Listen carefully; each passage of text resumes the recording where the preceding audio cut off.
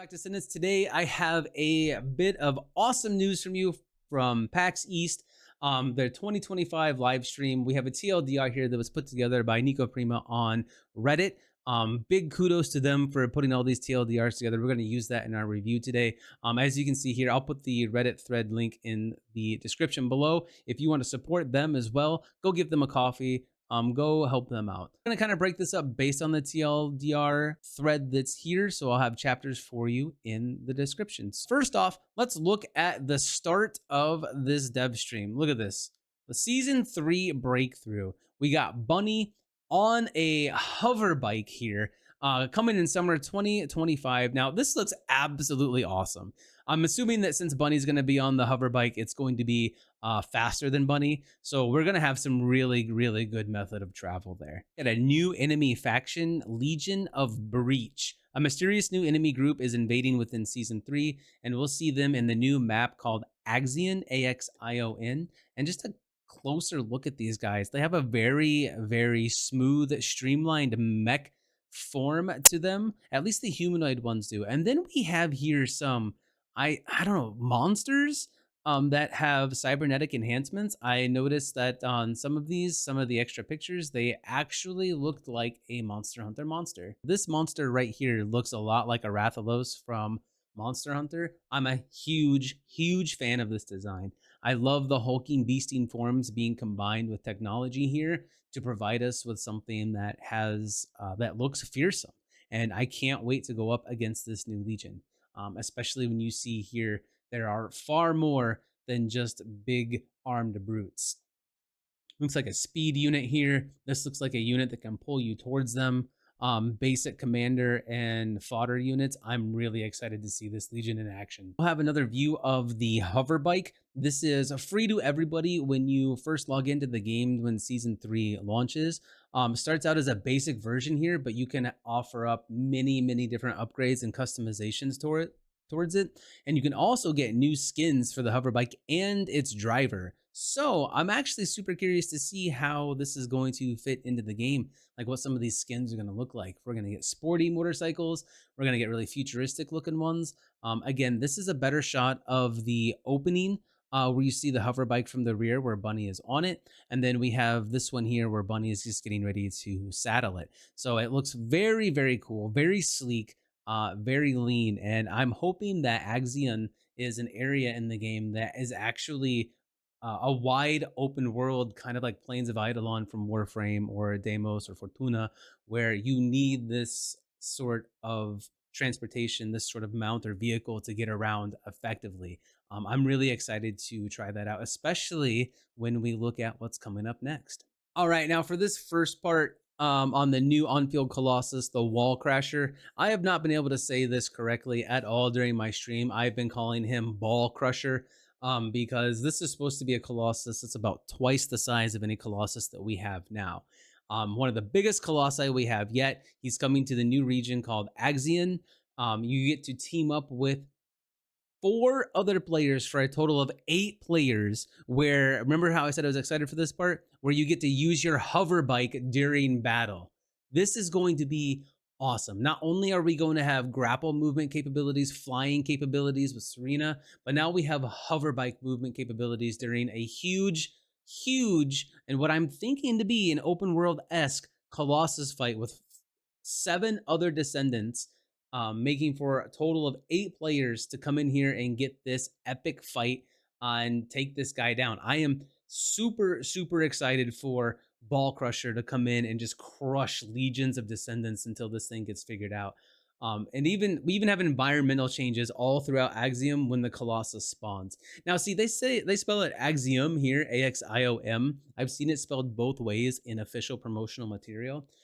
Both of these words, the way they're spelled, mean 2 completely different things. So it'll be interesting to get into Axiom and see just exactly what it's all about. But here we have Wall Crasher. I believe this is something that Corel was looking at the end of Season 2.5 story. You see Corel and Eamon in this giant area, and they are sort of activating what I'm thinking is Wall Crusher here.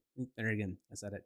So 8 players total. on hover bikes, roaming around trying to take this badass dude down. Again, they said he's about twice the size of all the other Colossus we have. So I am so completely excited to get in there and tackle this guy. Anybody who knows me knows that I love this game and I love Colossus fights the most. And I've been so disappointed with the past Colossus fights that we've had.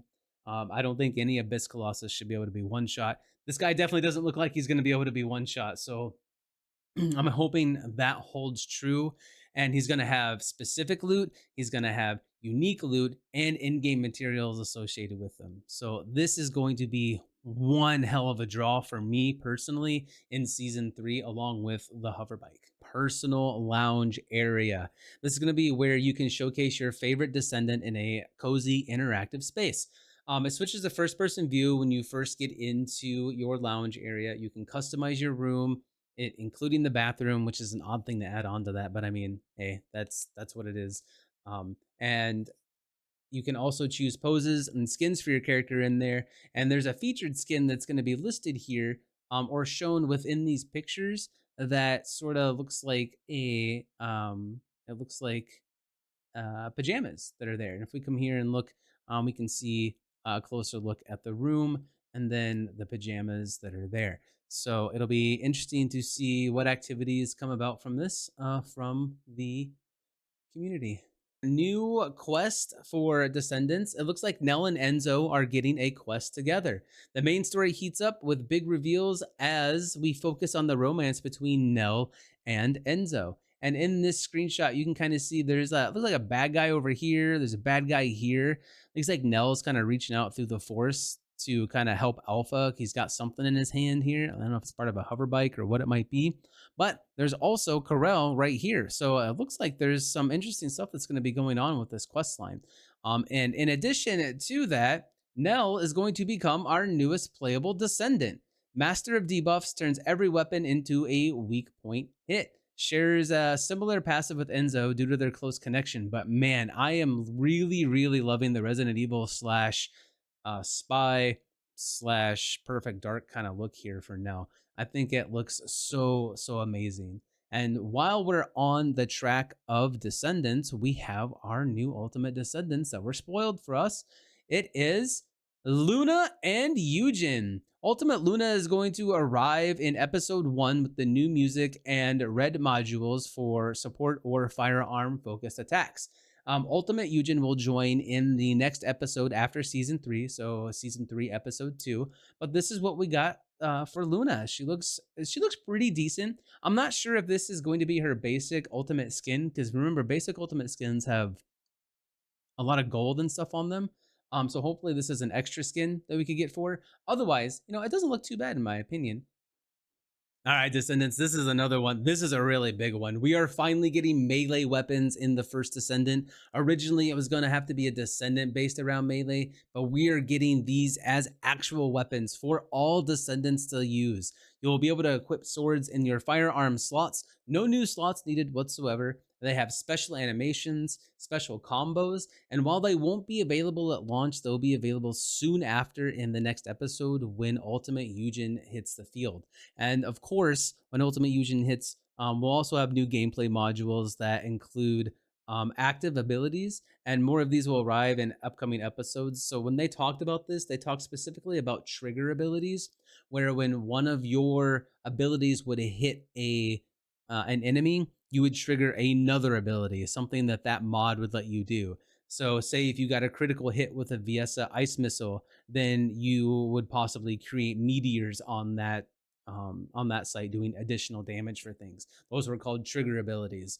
So that is something that I am very interested in as well, because the build possibilities just keep getting better and better as time goes on with the first Descendant.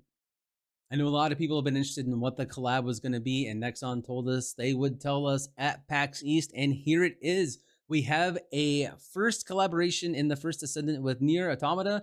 It's a cosmetic only crossover, so you'll be able to see these skins in the game when the crossover and the collaboration go live. You'll see here we have a skin with a full decked out 2B, and then we have a battle damaged one where the skirt is ripped off, and the eye patch stuff is not there. One thing I want to call the note here is each one of these skins has a different sword with it. So I'm guessing that these will launch in probably episode 2 of season 3 when we get swords, and then we'll also get these really awesome sword skins with the skin package for Nier Automata. And since we are talking about skins, we have a skin that was shown to us before, black and gold, which is the Gilded Death Blossom skin, which looks not bad in my opinion. I think this looks pretty darn good. I love that hair and headpiece that's there, so I may end up buying this skin specifically for that one there. All right, chat. Another really great thing about this summer, besides season 3, is going to be the first anniversary of the first Descendant. Coincidentally, it's going to be my 1 year streaming anniversary. So we're gonna have a lot of cool stuff for you guys coming this summer. In the first anniversary celebration, the devs are going to be doing a lot more online showcases to kind of show us what we're getting. They didn't give us too much information about this just yet, but there's going to be a community skin contest, which is now live. We'll have the description and the link for that in. Sorry, we'll have the link for that in the description below, so you can go and submit your designs there. The official TFT soundtrack is launching on music platforms, so hopefully we can in-game events and login events and things to do to mark the occasion of the first anniversary. We all know Nexon knocks it out of the park with their events. We love it. Just for clarity's sake, there were specific envelopes handed out to con goers at PAX East. We first had this red envelope with a Serena card in it, and then there was a black envelope with a bunny card in it. Each one of these had a litany of items in it for in-game resources. There's no FOMO with this. There was no PAX specific paints or colors or anything at all in these envelopes. It was just crystallization catalysts, energy activators, and things like that with codes that you could enter on the Nexon website to get those. There was no pack specific skin or other cosmetics that were in there. All the cosmetics and all the materials that come with these envelopes were also ones that were in the game. So you don't have to worry about missing any of that. And you got them if you found one of these two ladies here with the bunny cosplay and the Serena cosplay. They did a very, very good job with the cosplays that are there. They look pretty accurate and absolutely amazing. And for those that are curious, I grabbed these pictures from Reddit. The envelopes were my pictures, but I grabbed the pictures from Reddit from the cosplayers and the two devs and directors here having a pretty good time, just hanging out and talking with people, taking pictures of cosplayers and just being out there meeting with the people. So if you get a chance to go to one of these events and meet them, absolutely go up, say hi, and introduce yourself. I think it's so cool that they were there doing all this kind of cool stuff. For those that could not attend the event in person, they also had a PAX East live stream event where if they reached a certain amount of viewers, there was going to be quite a bit of rewards that were distributed. I am happy to say that the rewards were not terrible at all. The number of viewers ranged from 3,000 to 2,000 viewers in order to get certain milestones here. We had gold boosters, XP boosters all around, gold itself, crystallization catalysts, ion accelerators, a Descendant slot of all things. I know a lot of you folks really, really love getting them Descendant slots. Crystallization catalysts, and at a special final prize at 20,000 viewers. And I am actually super impressed with this community because y'all showed up in force. And this is a screenshot of the moment that we reached 20,000 concurrent viewers on the first Descendant PAX East 2025 dev live stream. That means this game is live and thriving and people want to see what's coming next for it. If you take a look here, that means we hit that 20,000 viewers. We got everything, including the final prize, which was 3 more paints, an energy activator, and another crystallization catalyst. Now, they tweeted just shortly after me reaching that goal that we will get our rewards tomorrow. So tomorrow they will be distributed to everybody in the game. Whether you were at the event, whether you were watching the stream or not, we hit that 20,000 viewer concurrent milestone, which is absolutely, it's just amazing. I am so thrilled that we hit that. We were all blowing up in the Discord for TFD and mine that we were getting there and counting up, and it was such a cool event to see. So If you couldn't attend, or even if you did attend, you have all of these rewards waiting for you as long as you are playing the game. Today, I know the video went a little bit long, but there was a lot of information to cover. Thank you again to the Reddit threads that I was able to lean on for the TLDRs for this video. Again, you'll be able to find those in the description below. And as always, we are part of the Vanguard. If you want to be one of and part of the Vanguard, please feel free to join our Discord community. You can always catch us live on Twitch throughout the week in the evenings from around 6 p.m. Central to 10 to midnight Central. Where we do everything under the sun to help Descendants, whether it be purges, tormentors, Sigma Sector, you name it. We give you stress-free, carefree, and ego-free help. I look forward to seeing you all in the next one. Until then, 0 out.